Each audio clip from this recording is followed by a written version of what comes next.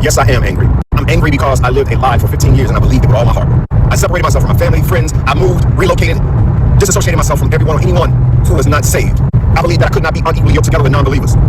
So I turned my back on good people or people who needed me. But it was for the cross's sake, right? It was for the cross's sake. Rather than fearing men, I feared the one who can cast both soul and body in that someplace called hell. I took hook, line, and sinker the false story of love called John 3:16.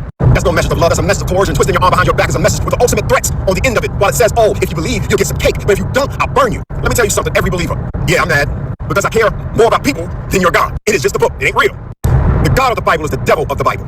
I don't say that to be mean. I say that because it's a fact. It ain't no such thing as a devil. I'm just using the terms that you're familiar with. It was the God of the Bible that drowned people. It was the God of the Bible that sent animals out of the woods to destroy children. It was the God of the Bible who chose to unalive all the firstborn in Egypt, even the slaves and even the firstborn in cattle. It was the maniacal God of the Bible that did that. And then intimidating you and I so much to the degree that we would see the wickedness of the character Yahweh in the Bible and deny it and say, no, he wasn't wicked. No, it really is our fault. It's us. No, it's not. Do you know how many people are on the brink of suicide or have committed suicide because they battle within themselves, wondering why loving God made them the way that he did? But Shalom, Israel. First and foremost, I want to give all honor, glory, and praise unto Yahawah, Ba'ashem, Yahawashi, Ba'ashem, with Kwakwidash, double honors to the elders and apostles, great millstone. Shalom to my Akim, Wakwathim, who are diligently waiting to be delivered from this final captivity. This is Brother Kawa coming at you, no lesson. Well, first things first, there's two parts to this I really want to get into. I put this on 2x speed, but and also at the same time, I didn't want to let the whole video play. If you want to see the whole video, I will link it in the description. But you know, I've already seen it, and I just wanted to let you hear just a bit of it, so I can actually get to the lesson. So basically, this first things first. I want to start with the first part that he had mentioned, which this is a very common thing that you hear. You know, I probably could have made this into a separate lesson altogether, but you know, oh well. Basically, 2 Corinthians chapter 6 verse 17, wherefore come out from among them and be ye separate, saith the Lord, and touch not the unclean thing, and I will receive you. And, you know, this is the first thing where people say, okay, you know what, yeah, you know, being a follower, being a believer in YAHAWASHI, whatever, or basically any religious practice and whatnot. Okay, I think that's a very common thing to hear people say and do, which you know, the Bible, I'll just say, speaking through the Bible, okay, the Bible, you know, it does not necessarily tell you to do that, which you know, the fact of the matter is that in a way, yes, you should separate yourself from certain people, and you know, that only applies to, you know, like say for example, if you have a relative or whatever that's, you know, dabbling in witchcraft and stuff like that, then that's like obviously like, yeah, you don't want to associate yourself with that, and because it's basically the same thing.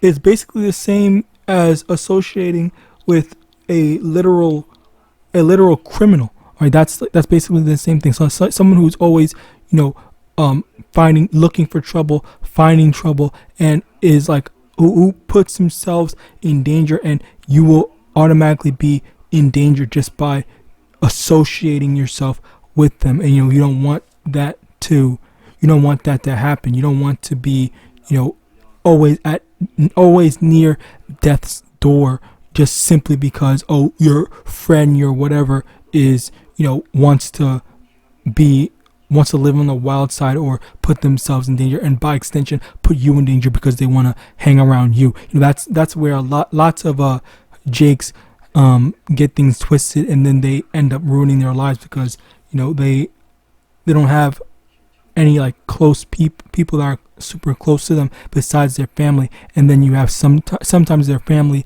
members that are in the wrong thing. So in that sense, that's where you kind of like separate yourselves from them. But in general, all right, if you have just a normal family member, a normal family, that's when you're like, okay, you know what, yeah, I can associate with you. You know, it's harmless. And you know, that's really a case by case basis where you have to be, you know, you have to have the spiritual discernment to properly maneuver and know, you know, is this the proper instance where I say, okay, you know what, I'm going to, or it's like it's harmless to associate with said person, or it's not harmless this or it's this. This person is dangerous. This person is doing this, that, and the third, whatever. And this is where the spiritual discernment comes into play, or maybe, I guess I'll say more specifically the spiritual discernment in terms of like, okay, this person isn't trying to ruin anything or trying to do anything, egregiously bad and whatnot. So I can associate with them, and the thing is that is that's also a part of the thing with Romans chapter 12 verse 18. If it be possible, as much as lieth in you, live peaceably with all men. And this is in terms of just everyone in general. You have to try your best to keep the peace with your family, your friends, the people around you, even your enemies, where in terms of not necessarily your enemies, but not making enemies, trying your best to not have people have a reason to want to attack you or sabotage you or consider you an enemy, which is a very hard thing to do in the society, of course, given that many people love to start trouble and cause trouble. But just in general, you try your best to kind of like just keep that away from you, and that's when you kind of like avoid and remove yourself from a situation, as well as just the fact that this is moving in wisdom, where you have what's his name, Abraham, okay, who for the most part basically kept to himself. All right, as a matter of fact, Abraham, Isaac, and even Jacob, where they, for the most part, they didn't really go out seeking, let's go make friends with a bunch of people and whatnot. Like, no, it's just like, okay, I'm just gonna try to live in peace, especially Jacob, after he had his kids, his children, where you had I believe it was Simeon and Levi that had murked the entirety of all those people that had this dude's servants or people in general, because his son or whatever had enticed their sister Dinah. All right, so basically, as a result of that, that's basically what had happened, where in that instance, all right, Jacob was mad, not the YAHAWASHI, but Jacob was mad because he was like, why are you doing this stuff? You're just making it so I can't live peacefully. You're causing trouble, which he was mad at that, but I guess he got over it shortly after, because he, again, like, that's not, while yes, the dude was wrong for what he did, but ultimately, it was in the sense of like, like, how do I make people this shut up and leave me alone type stuff, where that was his main goal. All right, so yeah, like, this is our goal. We have to not try to make enemies with anyone if we can help it. So next, where is it? I had this open.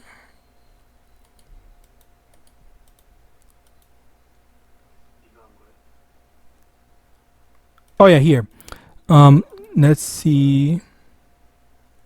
So yeah, these two. Proverbs 16 verse 7. When a man's ways please the Lord, he maketh even his enemies to be at peace with him. And also Jeremiah 15 verse 11. The Lord said, verily it shall be well with thy remnant. Verily I will cause the enemy to entreat thee well in the time of evil and in the time of affliction. Where again, even with your enemies, like, your enemies will the Lord will put a spirit on your enemies to be like, okay, what, I'm going to show you mercy. I'm going to do this, that, and the third, and whatever. Should you be doing the right thing? Should you be on the right path, trying to appease YAHAWASHI? Obviously that's not always the case, but this is our goal in the matter.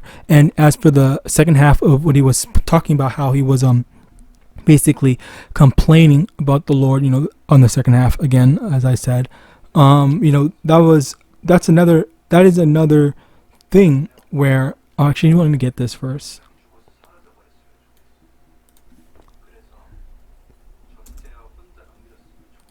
Romans chapter 3 Verse 3, for what if some did not believe? Shall their unbelief make the faith of Yahweh without effect? Verse 4, Yahweh forbid, yea, let Yahweh be true, but every man a liar, as is written, that thou mightest be justified in thy sayings, and mightest overcome when thou art judged. That's another thing where, just because you used to be a believer, and you're now not a believer, just because you used to say this and you said, now I don't want to believe anymore, that doesn't mean anything. The prophecies are still going to come to pass, and YAHAWASHI is still going to return. And just because you have this dude that's complaining, saying, he left Christianity because God of the Bible is terrible, blah blah and whatever. Slakia. And again, I will say initially, let me give some context first. One thing I feel like he is speaking, the way he's speaking, he has the zeal of an Israelite, okay, because that only Israelites really get that, emotional when it comes to serious topics and stuff like that. But at the same time, I feel like he is like completely engrossed, or completely accepted and completely embodies, Slakia, the doctrine of Esau, Edom, which, let's get this. John chapter 8 verse 44, ye are of your father the devil, and the lust of your father ye will do. He was a murderer from the beginning, and abode not in the truth, because there was no truth in him. When he speaketh a lie, he speaketh of his own, for he is a liar and the father of it. And this is basically the spirit that this potential Jake, I don't know what he is. Maybe he might be an Israelite, maybe he's not. I think he might be an Israelite that just fully embodies Edomite customs or Edomite doctrine. So yeah, basically, the thing here is how he wholeheartedly accepts Esau's way of thinking, especially with how he was speaking. And if you want to go see the original, again, it's in the description, you can go check it out yourself, where he basically is like wholeheartedly speaking on how number one, he acknowledges that the God of the Bible, there is no free will, and all that stuff. But then he kind of like double talks in a sense, like there is no free will, but at the same time, like he doesn't believe, or he thinks that the Bible is fiction or whatever and stuff like that. Like there is that that double talk and stuff like that, where it's like, so you are, I guess maybe there's something else that I'm missing in that I didn't really let the whole video play, so slacky about that. But whatever, the main point is that in general, the main point in general is how he is hurt from Christianity, because he feels like, or he thinks that in the under the watch of YAHAWASHI, or the God of the Bible, whichever, he basically or thinks that life should just be nothing but good, and everyone just should be thriving, and no one should ever be suffering. But that's not how the Lord made things out to be, and it's because of that lack of understanding, all right, that he's basically disgruntled and angry and whatnot. And the thing is that the Lord is basically the equivalent to a father, all right. So which is why we call him our Heavenly Father. And we are taught, or we are told, Slocky, not taught, but told to do X, Y, and Z, just like a parent in general says, hey, don't put your hand on the hot stove. If you put your hand on the hot stove, you're gonna burn your hand and whatnot. But yet you still stupidly, foolishly do it, and then you get mad and say, my hand burning, my hand hurts, this, that, and the third, and whatnot. Well, this is what happens when you don't listen. Obviously, there's gonna be a punishment. All right, and he was talking about this whole alphabet stuff and stuff like that. Well, that's Esau's thing. Okay, Esau is the one that is influencing people to act that way, but yet you are, again, it's like people, like, that's the thing that I have a problem with. People want to act like there's free will, but at the same time, when it isn't convenient to them, they will say, okay, well, God made me this way. All right, that's the duality of people, where they don't really have any accountability for the things that they do. All right, which, yeah, free will does not exist, of course, but at the same time, that's just how the Lord made it. And even still, in that situation, the Lord is still merciful. Because let me get that before I get this. Luke chapter 6 verse 24. But woe unto you that are rich, for ye have received your consolation. Woe unto you that are full, for ye shall hunger. Woe unto you that laugh now, for ye shall mourn and weep. And that's the duality of it. That's the fairness of it, where the Lord, even in making someone evil, wicked, whatever, he, at the bare minimum, he gave them a time period, a time frame to do all that stuff that they have to do. But also at the same time, there's also the second half of it, where if you have that, if you have some sort of inkling or feeling or desire to do something that's wrong, then that is up to you to have that self-control and discipline to fight against that. And that's basically what builds you up. That's basically what builds us up to being even better. All right, let me actually get that right quick. I think it's in Ecclesiastes. Yes, it is in Ecclesiastes. Ecclesiastes chapter 1 verse 18. For in much wisdom is much grief, and he that increaseth knowledge increaseth sorrow. So as we are going through hardships, we are basically growing. As a matter of fact, let me also get this. I forgot what it is. Not measure. It's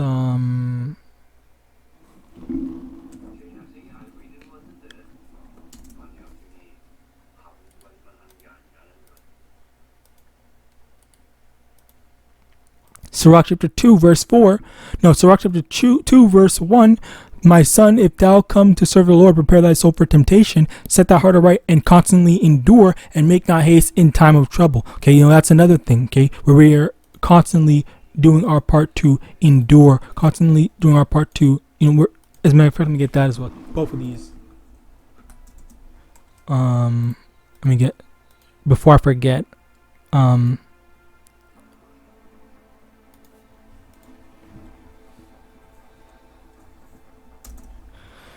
okay. Matthew chapter 24 verse 13. But he that shall endure unto the end, the same shall be saved. And finally, 1 Peter chapter 3 verse 14. But and if 1 Peter chapter 3 verse 14. But and if ye suffer for righteousness' sake, happy are ye, and be not afraid of their terror, neither be troubled. All right, that's another thing where the Lord set life up, or world up, the world up, whatever, for us, that if you choose to suffer now and basically, abstain from doing the wrong thing in order to get ahead in life, because that's basically the theme, if you will, of this society, especially primarily in let's say Hollywood, where if you want to be famous, like very famous and whatnot, then you basically have to compromise your morals and all that stuff, and doing all that stuff where you allow people to take advantage of you, and then you keep quiet for I don't know how long until you inevitably, and then you take drugs in order to cope for all that stuff. As I think that was what Justin Bieber did, even though he's a freaking little devil. All right, with P. Diddy. All right, so basically there was that. All right, there's that, and you can take that route if you want to, or you can just say, okay, you know what? I'd rather just stay poor and wait for the Lord to deliver me. All right, and then I will receive the wealth in the kingdom, and which is very soon. All right, because we see all the prophecies coming to pass, and obviously we don't have any a specific time frame, but we measure the time, and we acknowledge that it's getting closer and closer.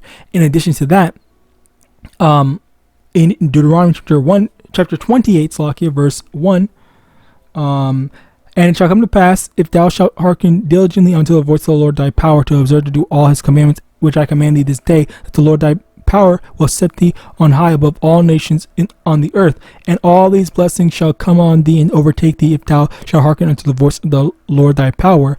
Also, let's also go to verse 15, and it shall come to pass, if thou wilt not hearken unto the voice of the Lord thy power, to observe to do all his commandments and his statutes which I command thee this day, that all these curses shall come upon thee and overtake thee. Okay, so basically, here are the two different paths where when you listen, you're going to be blessed. If you don't listen, you're going to be cursed. And even still with taking the Hollywood route and stuff like that, that's just one specific avenue. All right, it's still not really the best thing. It's still filled with suffering. All right, according to what lots of celebrities have said about that lifestyle and whatnot. But just in general, it's just, this is like the only real place. The only real place or source of good is with YAHAWAH, because when you make a deal with the devil, obviously there's going to be some sort of stipulation that you're never going to be ready for at the end of the day. All right. So next, I think, my over here, Proverbs chapter 3 verse 11, my son, despise not the chastening of the Lord, neither be weary of his correction, for whom the Lord loveth he correcteth, even as a father the son in whom he delighteth. And that's another thing where again, like, a parent is going to teach their child, do this, do that, don't do this, don't do that. And if you as a parent, you're not gonna just let your kid do whatever the frick they want. You're going to punish them when they go off, and you're going to correct them and reward them when they do the right thing, when they actually listen. All right, so obviously that's how the Lord has been basically treating us, and is treating us right now, with putting us in punishment right now for what we did. So you can't, so it's very dishonest when whatever, it's not necessarily dishonest, it's just you basically pick what you want to do, and this is how life is. This is how life is, and this is how life's going to be. You just have to pick and choose. Oh, do you want to be a devil? Do you want to be living in that wicked type of environment? And if not, then okay, then this is what you've chosen. All right, you choose to live amongst following Esau's lifestyle and stuff like that, then of course you're going to have problems, because the Lord doesn't allow that type of stuff. Okay, he doesn't say that you can do all the wrong things and whatnot. All right, so yeah, with that, I pray this lesson was edifying. I want to give all honor, glory, and praise unto Yahawah, Hashem, Yahawashi, Hashem, with Kwak, with Dash, honor to the elders and apostles, great meals on a bottom ball, and Shalom.